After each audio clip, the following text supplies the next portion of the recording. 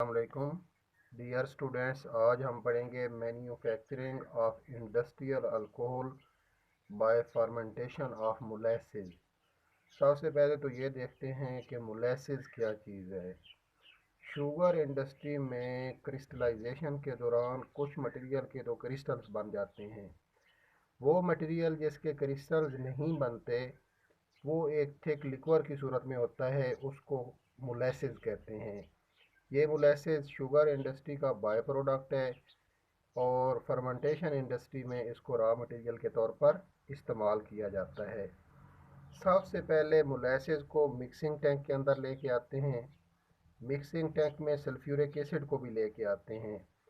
Sulphuric acid क्यों add करते हैं? सल्फ्यूरिक एसिड इसलिए ऐड करते हैं कि ये जो मटेरियल है इसकी पीएच 4 से 5 के दरमियान रखते हैं। पीएच को 4 से 5 के दरमियान मेंटेन रखने के लिए सल्फ्यूरिक एसिड को ऐड किया जाता है। अब सवाल ये पैदा होता है कि पीएच को 4 से 5 के दरमियान मेंटेन क्यों रखा जाता है? इसकी वजह यह है कि माइक्रो ऑर्गेनिज़म जो कि इस प्रोसेस में कैटलिस्ट के तौर पर इस्तेमाल होते हैं वो 4 से 5 पीएच के दरमियान सरवाइव करते हैं। अगर ये पीएच मेंटेन ना की जाए तो वो सरवाइव नहीं करते। इसके अलावा इस मटेरियल में शुगर भी ऐड करते हैं।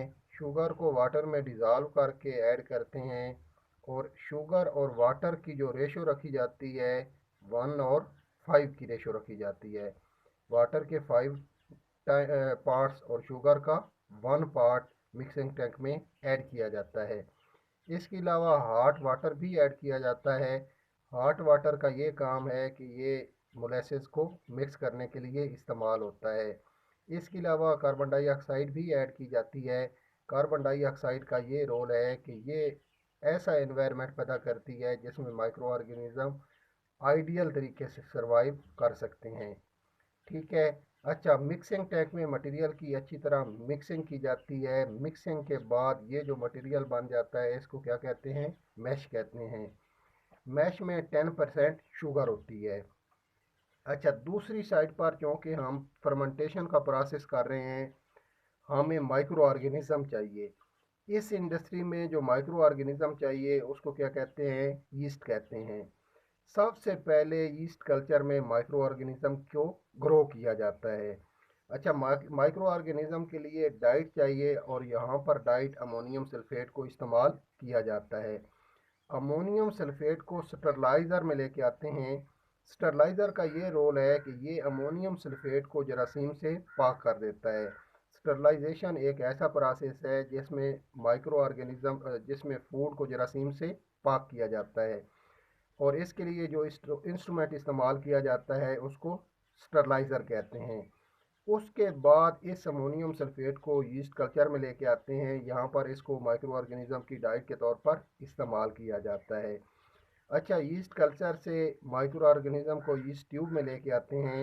यीस्ट ट्यूब में थोड़ी बहुत क्वांटिटी में मैश भी लेके आते हैं। ये मैश भी माइक्रो ऑर्गेनिज़म की डाइट के तौर पर इस्तेमाल होती है। आप देखें, यहाँ से आगे रट्टा नहीं लगाना। हमारे पास दो मटेरियल्स इस्तेमाल हो गए हैं, दोनों रॉ मटेरियल्स हैं। एक मैश है, मैश में 10% शुगर होती है। दूसरा ईस्ट है, ये एक माइक्रो ऑर्गेनिज़म है। ये इस इंडस्ट्री में कैटलिस्ट के तौर पर इस्तेमाल होता है। अब चूँकि हम फर्मेंटेशन का प्रोसेस कर रहे हैं तो आगे क्या होगी? फर्मेंटेशन होगी। फर्मेंटेशन के लिए जो टैंक इस्तेमाल होता है उसको फर्मेंटेशन स्टिल कहते हैं।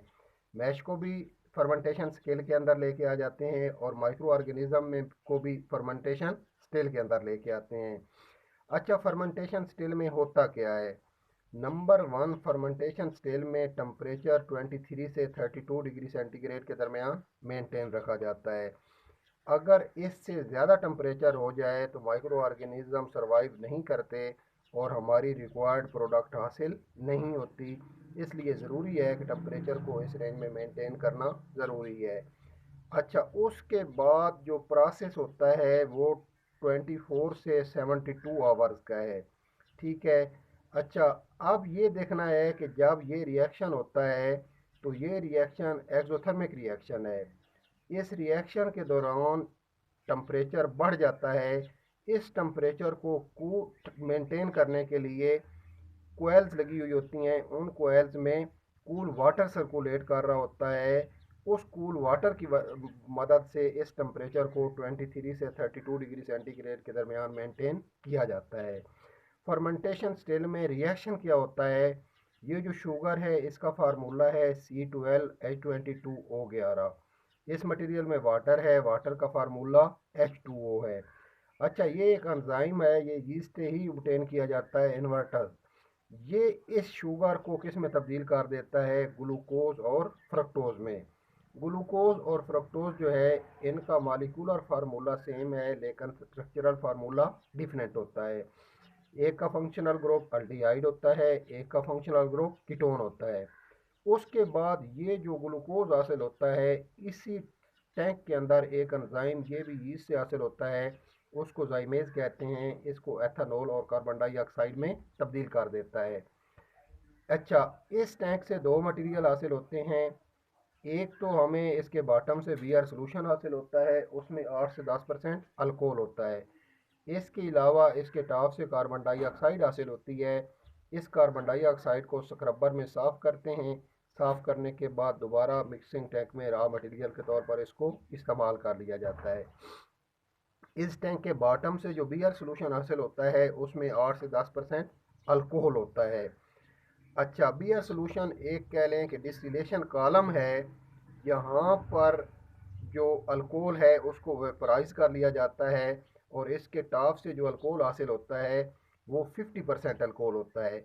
इसके बॉटम से स्टिलेज हासिल होता है, इसमें प्रोटीन होती है, ये कैटल फूड के तौर पर इस्तेमाल कर लिया जाता है। अच्छा, अब देखें ये जो 50% अल्कोहल होता है इससे आगे क्या होना चाहिए। इस अल्कोहल में थोड़ी बहुत क्वांटिटी में अल्डिहाइड होता है। उस अल्डिहाइड को इसमें से रिमूव कर देंगे तो अल्कोहल की कंसंट्रेशन बढ़ जाएगी। तो आगे अल्डिहाइड टावर में लेके आते हैं। अल्डिहाइड टावर में अल्डिहाइड के बॉइलिंग पॉइंट की बेस पर अल्डिहाइड को वेपोराइज कर लिया जाता है। अच्छा, और टॉप से थोड़ा सा नीचे अल्कोहल के वेपर्स हासिल होते हैं, उनको रेक्टिफाइंग कॉलम में लेके आते हैं और बॉटम में वाटर रह जाता है, उस वाटर को सेपरेट कर लेते हैं। अब रेक्टिफाइंग कॉलम में ये जो अल्कोहल आता है इसमें वाटर के वेपर्स भी होते हैं।